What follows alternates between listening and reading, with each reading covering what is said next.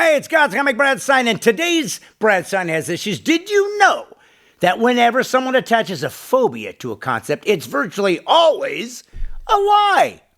Care to hear more? Or are you afraid?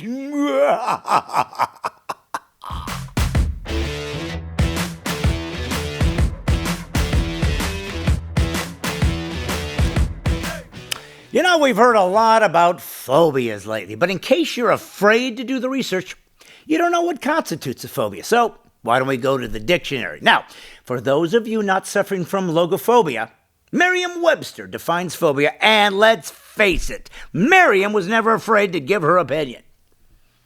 As an exaggerated, usually inexplicable, and illogical fear of a particular object, class of objects, or situation. That being said, I can honestly state, and I will reveal myself, I have personally been diagnosed with two phobias. The first, phobia, which is the fear you're afraid of never fearing fear. And the most devastating, I suffer phobia, which of course is the fear of not being able to pronounce words correctly.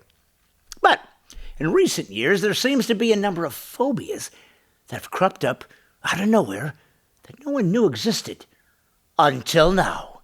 These phobias are so severe and egregious that the people that have diagnosed them, they're not even psychiatrists, and apparently they don't need to be. Which phobias am I referring to? The ones assigned to those who disagree with the left. Examples would be Islamophobia, homophobia, or what is it? Oh, transphobia. The issue, by the way, isn't whether the words exist, but only the important question is, do they reflect reality?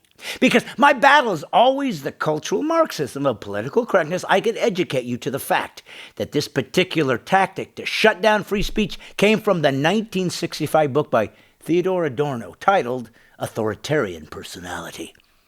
This book essentially proposed that anyone who took pride in parenthood, pride in one's family, Christianity, traditional gender roles, and attitudes towards sex and love of one's own country is a pathological phenomenon.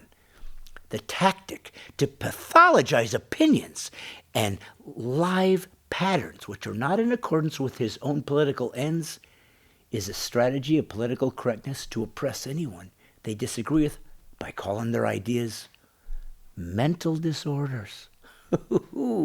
That cancerous idea now breeds in the new America where if you're not a slave to political correctness, you're either evil or you have a mental disorder. That's what phobia means, because that's what a phobia literally is. It's a mental disorder. But if that's true, if you're disagreeing with the left immediately means you have contracted a disease, I have my own question to leftists then. Well, why would you be so callous and hateful as to shame me for it? It's a disorder, right?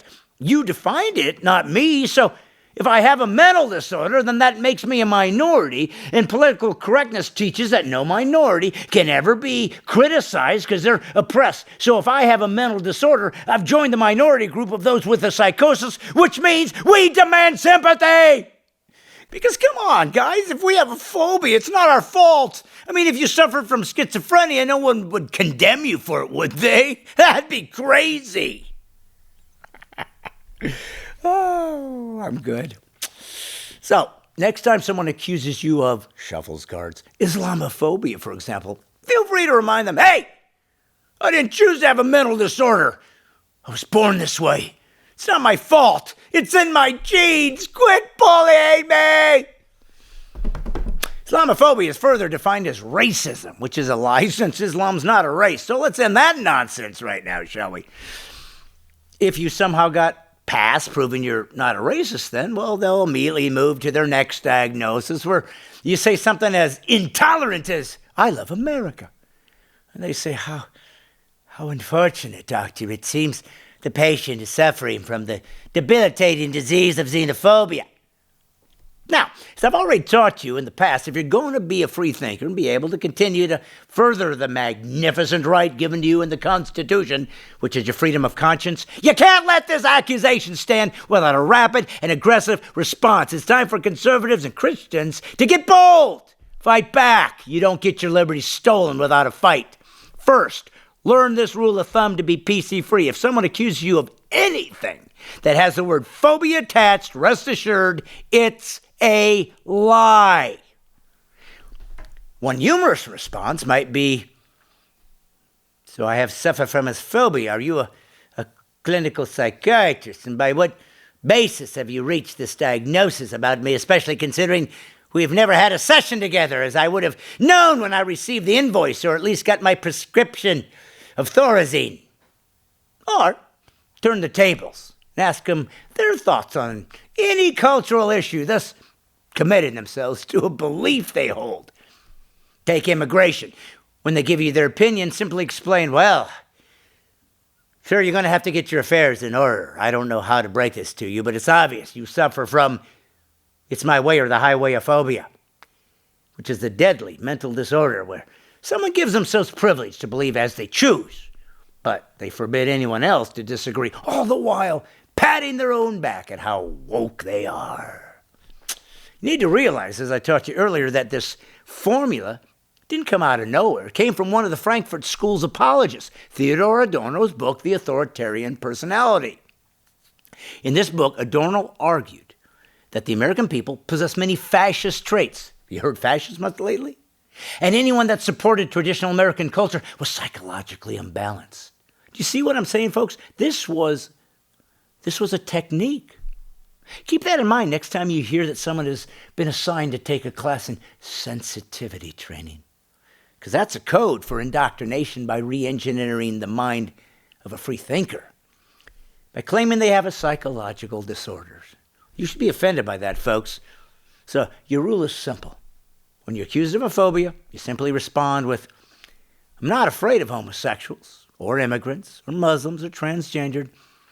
So the only symptom I can admit to is I disagree with your point of view. So if that's the criteria for phobia, and since you clearly disagree with me, well, you too exhibit symptoms of a phobia.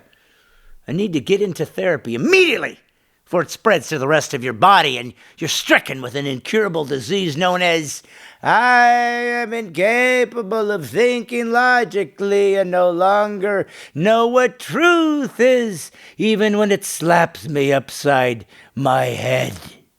There's only one known cure.